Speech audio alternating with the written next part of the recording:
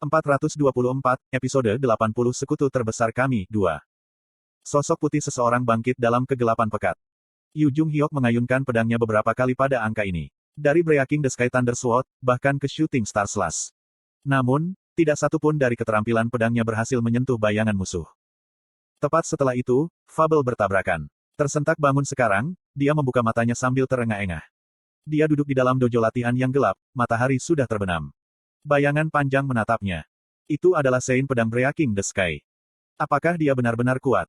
Tuannya membungkuk untuk menenangkan diri, matanya dipenuhi kekhawatiran terhadap muridnya. Yu Jung Hyok menggigit bibirnya dan menjawab. Petik 2. Dia tadi. Seberapa banyak? Bahkan setelah membuka transendensi level 5, aku tidak bisa menang melawannya. Tingkat kelima transendensi adalah batas absolut yang telah dicapai Yu Jung Hyok saat ini. The Breaking the Sky Sein diam-diam mengamatinya sebentar, sebelum membuka bibirnya. Ketika kamu menembus level ke-6 Transcendence, kamu tidak lagi terikat oleh persyaratan gender, Breaking the Sky Swordsmanship. Awalnya, Breaking the Sky Swordsmanship adalah teknik bela diri yang dirancang untuk wanita. Tapi, seperti halnya dengan setiap teknik bela diri di luar sana, begitu seseorang melangkah melewati level tertentu, mereka akan mencapai tahap Breaking Beyond Boundaries. Proses melampaui batas tanpa batas adalah bagian dari rezim pelatihan Transcender. Tidak ada jaminan mengalahkannya bahkan jika aku mencapai level ke-6. Mengapa kamu berpikir begitu? Dia adalah aku. Untuk pertama kalinya, suara Yu Jung Hyok yang selalu percaya diri mengandung sedikit ketakutan. Pria itu, dia tidak lain adalah aku yang telah mundur lebih dari 1863 kali. Bagaimana saya bisa mengalahkan seseorang seperti itu? Petik 2. Itu pertanda jelas keputusasaan. Saat dia berdiri berhadapan muka dengan Secretive Plotter, dia menyaksikan tembok yang tidak bisa dia atasi tidak peduli apa yang dia coba. Ada kesenjangan waktu antara mereka yang tidak pernah bisa dijembatani oleh regresi belokan ketiga belaka. Musuhnya telah melampaui periode waktu yang panjang untuk memasuki garis dunia ini. The Sword Sein berbicara, dia bukan kamu. Petik 2. Dia juga Yu Jung Hyok. Dia belum menginjak jalan yang sama seperti yang Anda miliki. Dan dia juga tidak akan melakukannya di masa depan. Petik 2. Seolah ingin menghapus keputusasaan yang berakar di mata muridnya, tangan besarnya dengan lembut mengusap pipinya. Dia berbicara lagi, ini bukan tingkat transendensi yang telah Anda capai, tetapi fabel mana yang telah Anda peroleh yang merupakan bagian paling penting. Anda mungkin hanya seorang cewek kecil yang telah mengalami kemunduran 3 kali, tetapi Anda tahu dongeng yang tidak dilakukannya. Petik 2. Yu Jung Hyok mendengar kata-kata itu dan menatap tinjunya. Itu adalah kepalan tangan yang gagal mencapai Secretive Plotter. Dia perlahan membuka tangannya dan dongeng bocor keluar dari sana. Dongeng yang dia dapatkan sendiri. Dongeng yang tidak diketahui oleh dongeng Plotter. Dan jalan transendensi berbeda untuk setiap orang. Jadi, jangan mencoba mengejarnya, dan cari jalan yang hanya bisa kamu tapak. Petik 2. Dia tanpa mengepalkan tangan dengan erat. Seolah-olah dia tidak ingin mengizinkan dongeng manapun meninggalkannya. Petik 2. Apakah kamu mendengar informasi baru, Master? The Breaking the Sky Sein menggelengkan kepalanya. Sudah lebih dari seminggu sejak hilangnya Kim Dokja. Sayangnya, baik keberadaannya maupun lokasi, Secretive Plotter, belum ditemukan sampai sekarang. Anda mengatakan bahwa dia menyeberang dari garis dunia lain. Itu benar. Aku tidak tahu apa tujuannya, tetapi jika dia repot-repot memasuki garis dunia ini pada titik waktu ini, maka mungkin saja tujuannya entah bagaimana terkait dengan skenario akhir.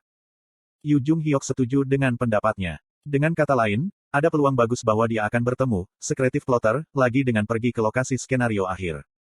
Namun, situasi saat ini adalah bahwa tidak dapat memasuki skenario final. Dia mengangguk. Dongeng yang Anda peroleh tidak cukup untuk menyetujui partisipasi Anda dalam skenario akhir. Pada hari itu mereka gagal memasuki skenario akhir, sepihak mengirim komunike itu ke arah mereka. Namun, dia pikir itu masuk akal. Karena, mereka bukan hanya nebula yang baru saja dibuat, jumlah fabel yang berhasil mereka peroleh juga agak kecil. Namun, orang tidak dapat dengan tegas menyatakan bahwa ketika mempertimbangkan tingkat dongeng yang telah mereka peroleh.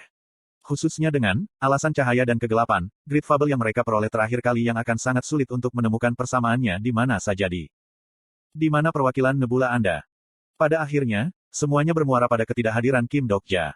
Setelah orang yang memiliki persentase tertinggi dari bagian fabel nebula meninggalkan grup, jumlah keseluruhan fabel untuk seluruh nebula menjadi terlalu tidak memadai.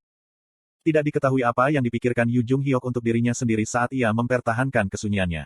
Dan berapa lama berlalu seperti itu. Dia perlahan-lahan mengangkat dirinya dari lantai, menyarungkan pedang iblis surgawi gelap, dan meskipun masih goyah di kakinya, bersiap-siap untuk pergi. Kemana kamu berencana pergi? Aku pergi untuk mendapatkan fabel besar yang baru, Tuan. Dia perlu mendapatkan kualifikasi untuk mencapai skenario final, bahkan tanpa saham Kim Dokja.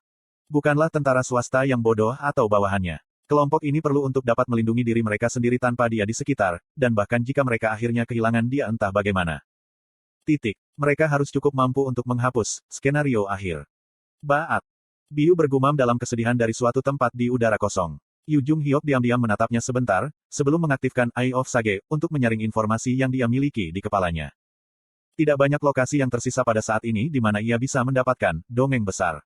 Ketika membalikkan pernyataan itu juga berarti bahwa fabel yang tersisa akan jauh lebih kuat daripada yang lain. Dia telah memperoleh satu fabel besar yang kuat yang disebut alasan cahaya dan kegelapan. Jika dia berhasil mendapatkan fabel itu di atas ini, maka mungkin untuk bertarung melawan Secretive Plotter sekali lagi. The Breaking the Sky Sword Saint memperhatikan Yu Jung Hyok pergi dan bertanya padanya. Apakah kamu berencana untuk pergi sendiri? Aku selalu sendirian, Tuan. Tapi, jalan itu adalah yang sudah dilalui oleh pihak lain.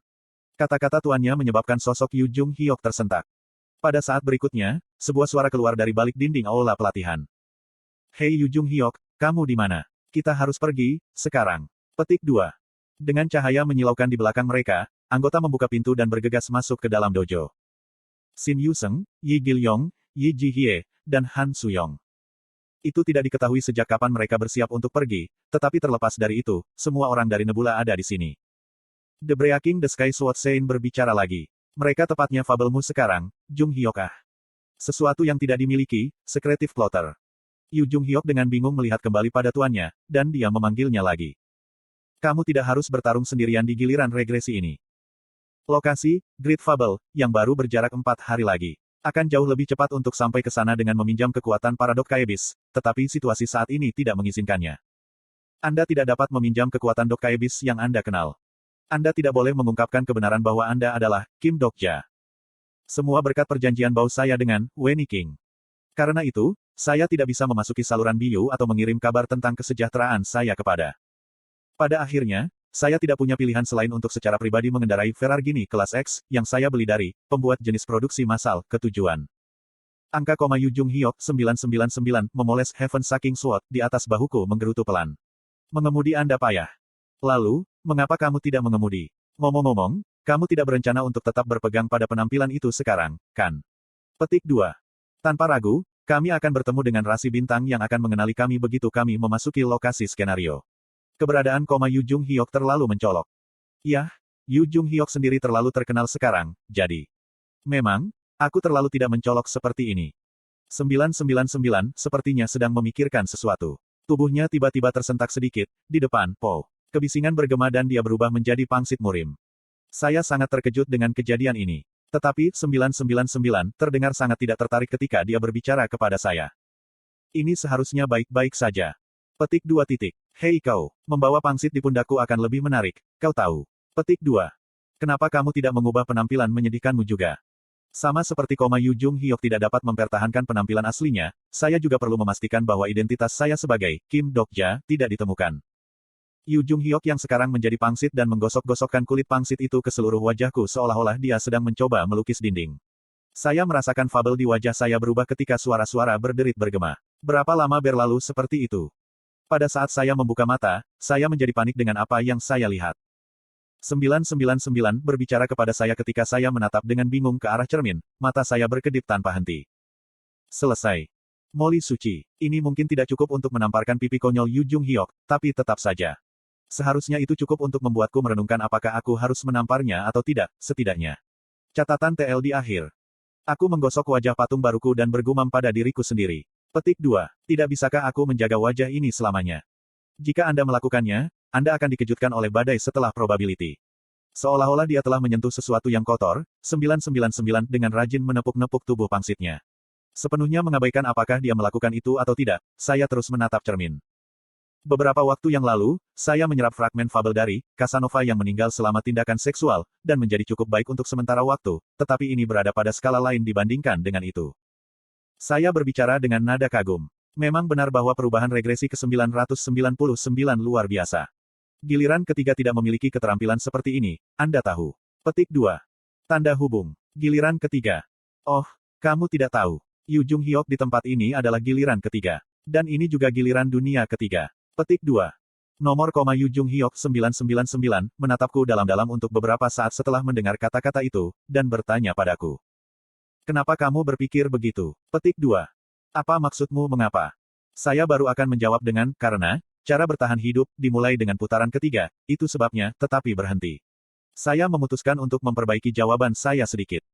Petik 2. Karena, awalnya adalah tikungan ketiga, itu sebabnya.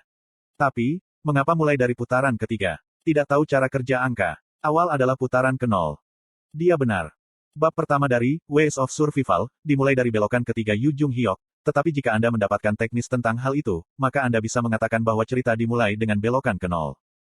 Aku merasa agak aneh setelah berpikir seperti itu. Kenapa saya datang ke belokan ketiga Yu Jung Hyok? Saya tidak akan mengikuti kisah belokan ketiga seperti pada aslinya, jadi tidak akan ada alasan bagi saya untuk memulai di belokan khusus ini bahkan jika disitulah novel itu dimulai. Aku tidak tahu. Lagi pula, aku tidak bisa memikirkannya sekarang.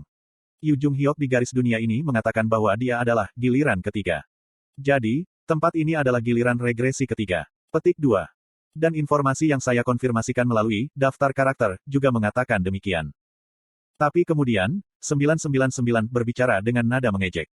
Mempercayai informasi tersebut pada nilai nominalnya. Betapa naifnya. Apa? Lupakan, kami sepertinya telah tiba. Seiring dengan cahaya yang menyilaukan, terowongan berdimensi panjang akhirnya berakhir. Apa yang muncul selanjutnya adalah gerbang raksasa yang menuju ke lokasi skenario baru. Saya melihat sekelompok makhluk menunggu untuk masuk di depan gerbang. Saya mengumpulkan kelas X Ferragini, dan bergabung dengan grup. Sebuah Constellation mengayomi pintu masuk ke lokasi skenario, bukan Dok Kaebis yang biasa. Tapi itu masuk akal, karena tuan rumah untuk skenario, Great Fable, ini adalah nebula. Meskipun itu adalah salah satu nebula terbesar di luar sana, hampir tidak ada titik kontak dengan saya sampai sekarang. Lanjut. Itu adalah rasi bintang yang memegang tombak 3 cabang besar di satu tangan, sambil mengenakan kombinasi mahkota merah tua dan set baju besi. Status yang mendominasi keluar dari seluruh tubuhnya membuktikan fakta bahwa dia adalah konstelasi kelas dongeng yang memiliki status yang lumayan kuat. Penjaga hukum Buddha, Virudaka. TL, dalam bahasa Korea dan Hanja Jengjang Cheonwang, Zeng Sang Tianwang. Dia adalah salah satu dari 4 Raja Langit yang melindungi pintu masuk, markas nebula. Lanjut. Tidak terlalu lama setelah itu, giliran saya datang. Virudaka memelototi wajahku dengan penuh perhatian seolah-olah dia ingin menemukan sesuatu yang mencurigakan dan akhirnya, membuang pertanyaan pertamanya. Tujuan Anda untuk berkunjung? Saya datang untuk berpartisipasi dalam Great Fable. Pengubah Anda. Jelas, saya tidak bisa menggunakan Raja Iblis Keselamatan di sini. Untungnya, saya memang memiliki pengubah baru yang saya terima belum lama ini. Ini adalah pengamat cahaya dan kegelapan. Sirip.